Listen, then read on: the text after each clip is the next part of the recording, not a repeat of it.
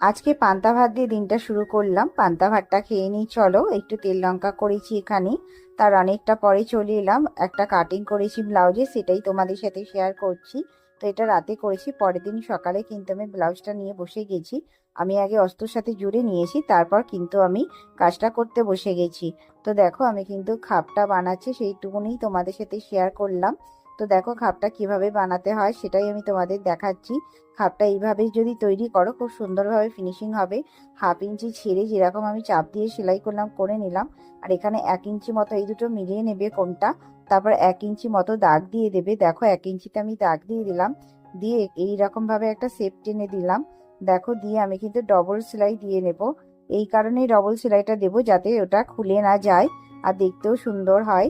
তো দেখো খাপটা কত সুন্দর হলো। আর এই ব্লাউজটা হচ্ছে ভি গলা টাইপের। আর এখানে বোবনের পুজোর জামা এসেছে, ও পেয়ে খুব খুশি আনন্দ। ভিডিওটা কেমন লাগলো জানিও।